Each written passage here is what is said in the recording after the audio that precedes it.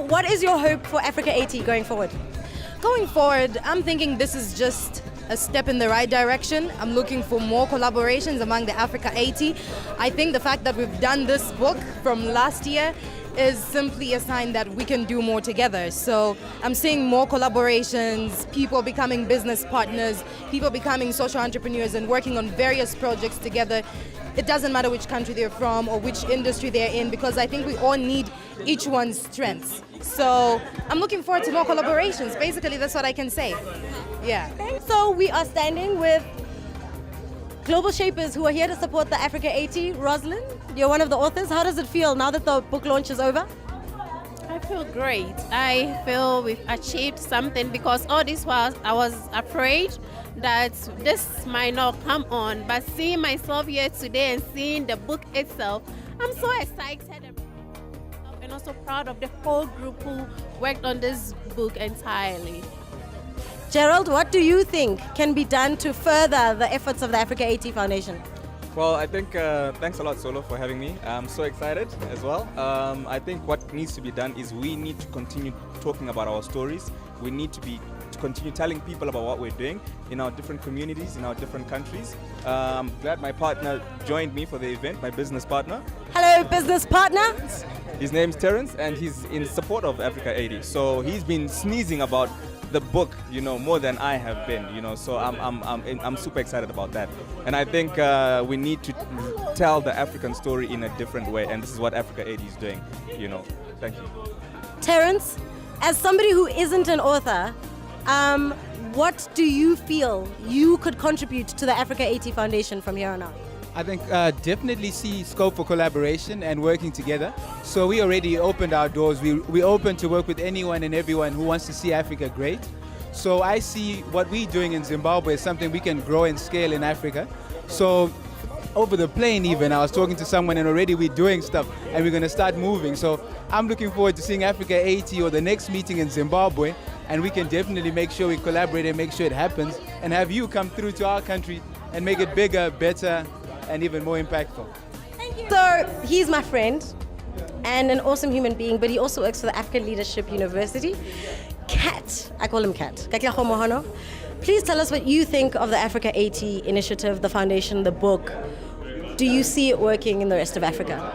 Yeah, man, I think being here this evening has been really exciting. It really reimagines, rethinks, and it inspires the thinking around what Africa can become. And I think that spirit of collaboration and seeing it alive in that. I mean, having had you share your idea of this Africa80 book and actually seeing it alive, seeing all the people working on it. And I mean, even the stories of how like a WhatsApp group, started this movement, I think for me is exciting about what Africa can do. And I think this event is just testimony to the, authentic power of young people on this continent.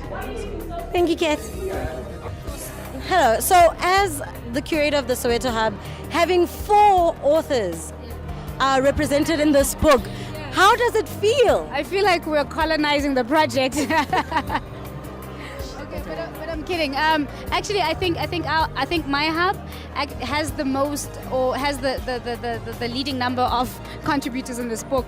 And for me personally, it was not even I want to get my hub in there, but it was I saw potential. I saw potential in the people that I spend most of my time with, which is the Soweto Hub, and I love my hub. What more can I say? They have potential, and I saw that, and I thought that the messages that each and every one of them have cannot not be heard by Africa, especially. So it was all natural. What is your vision going forward for Africa80? The book, the foundation? The foundation, definitely my vision for that is for it to become a platform and not a competition to all these other young or youth organizations that already are in existence, but to become a platform and a place where all of these good organizations of youth can come to. and we can further collaborate with all those that are already existing. So we're not looking to compete. We're not looking to look better than all the others that have been established. All of those are visions of other people, and they've put in a lot of work in that. And so we're not trying to crush that. So we are trying to, create a bigger platform where all of these people can just come together. And the vision of the book, for it to be in every single country on the continent and in libraries, for it to be accessible even to people in rural areas. I mean, that would be that's just my vision, and I'm hoping that's going to come to pass. As Africa80, we transform Africa. Get a copy of the book. Get a copy of the book. Okay, so we have Nati. He is a co-author of the book. He's also a director in the Africa80 Foundation, and he's also a global shaper. He does a lot of things outside of those spheres as well, but we'd like him to contribute as all of those things. Hello, Nati. So, as I was asking, what kept you going when times were tough in the creation of this book? Yeah, I think the vision of our founder, Elvin, kept me going, because even from the beginning, what we've been doing, the whole book is not about us, it's about the continent. With that in mind, I always say, even if I'm tired, even if I feel like giving up, but this is not for me. We're doing for the people within the continent. I think that's really understanding of that to self. Let me take myself aware of this. This is not about me, Yeah, so I think that really kept us going, and I'm really excited. Finally, the whole event came together, and it's something that has not been done in Africa, let alone young people.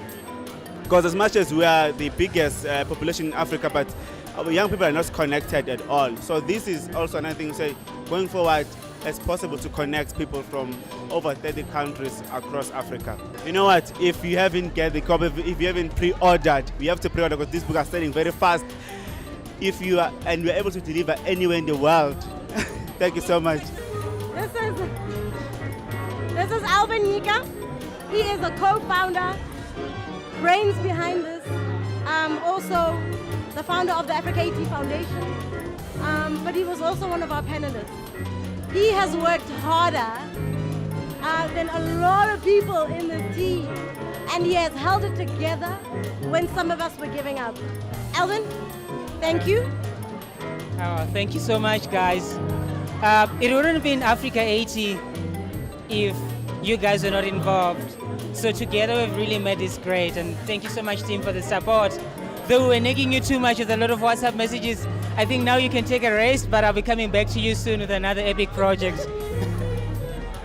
So yeah, I'm happy, guys. We have really made history, and let's keep on shaping. I think this is the beginning and it's not the end. More to come.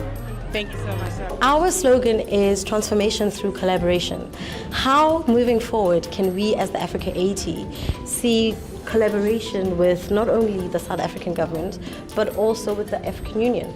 Look, I mean, firstly, there's the Council of Youth Ministers, which meets annually together with youth organs in the continent, and I think that's where the opportunities for collaboration should take place. But also, those opportunities should be specific, around youth development, around youth empowerment, around facing the challenges that young people are faced with in the continent. They should be about how do we turn this demographic dividend with 60% or more of the continent being young people, taking advantage of that and driving that more towards development.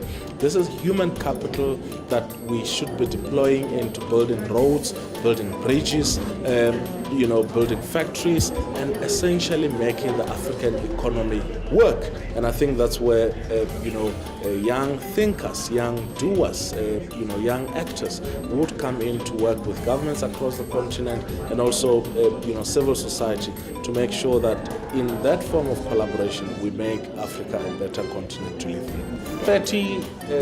80 young people from 30 countries are saying, let's tell our stories. This is a great book, these are great stories, thought went into it, energy, exuberance.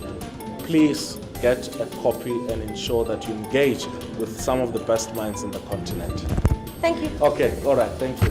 As Africa80, we transform Africa. Get a copy of the book. As a part of the Africa80 experience, what is it that you were trying to bring to the book? To the book, I wanted the voice of the LGBT population from Africa to be heard. To history, I wanted to prove that, young Botswana are here.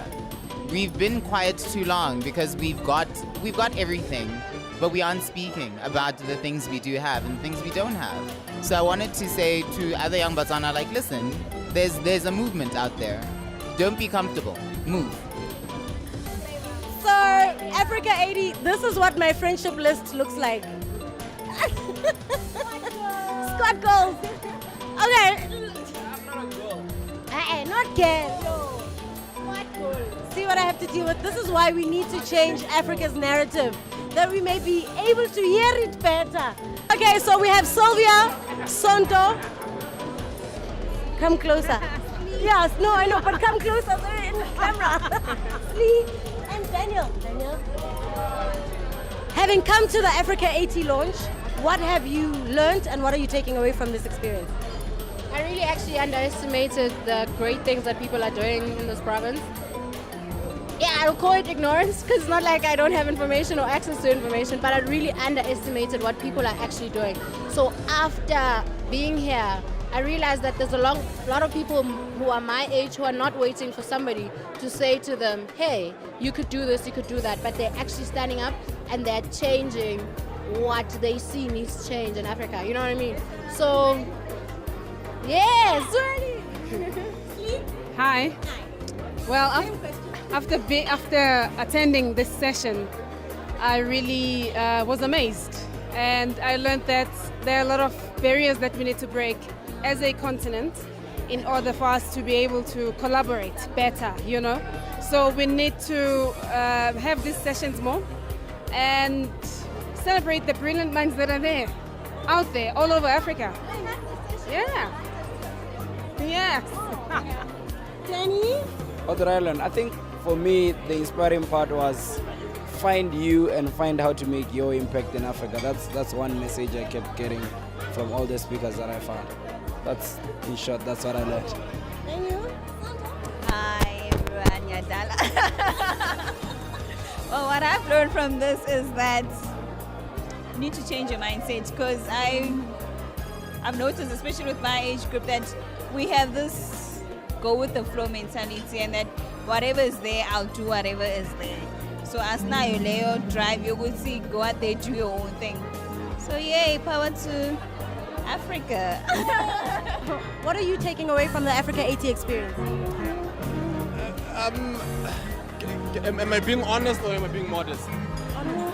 Look, my concern is the same as the lady that actually stood up and spoke, the journalist lady, and the fact that we always meet in such occasions, we always raise the same points, but our points never really get to the right doors, they never get addressed by the right people, by the right seats, So as a result, we meet each and every single time, talk about the same thing, laugh about the same jokes, and we go back home, there's absolutely no change, But look, the fact that there are certain individuals who've decided to actually take a stand and say we're going to do it in our own little corner actually counts for something, and that should be applauded. It's actually worth being, recognized, So more than anything else, I'm just applauding the guys who've actually taken the initiative to do something. But more than anything else, man, it's a good initiative. But as to whether we can carry through and actually do what we're suggesting, it's another story altogether. Okay, thank you. Thank you so much. Okay. This is Inisoka trying to make it into short let's do while standing in heels. Let's lower it. Okay, this is Iniso Kanyile. He is this is Iniso Kanyile. He is an architect, project manager, but he's also a poet, so he's a storyteller. And so we want to get his perspective on the book. Now, Mr. Q, when you think about Africa's narrative and disseminating it, do you think it's an easy process? Well, I don't think it's an easy process. The reason being that like it was said earlier on, if we don't collaborate as young Africans, then it's gonna make it harder. So that's why we as young Africans, we need to get together, and I think this is a very interesting platform in terms of opening that up to us as individuals that we're not aware of what's happening out there, so that we can tap into it and then try and obviously contribute into whatever the movement is obviously wanting to achieve. And also to add to that, I would just like to say that Africa80 needs a theme song, and I think I might just have the right theme song. I'm just gonna end it right there. You might have the theme song. Yes. Luigi, I hope you're watching. You have competition for the Africa80 theme song. Thanks. I'm Gamel Sankar from Ghana. I'm a global shaper with the Kumasi Hub, and I also co-authored the Africa80 book with other 79 young Africans. I would say this book has been a history. Young Africans have come together to make history, and it has shown the strength of collaboration. And we know that with the zest with which they contributed, the best of Africa is yet to come through. Long live Africa, long live South Africa for hosting us, long live Global Shapers, long live the World Economic Forum. The best to the 80 young Africans and beyond. Thank you. My name is Daniel Owusu from Ghana.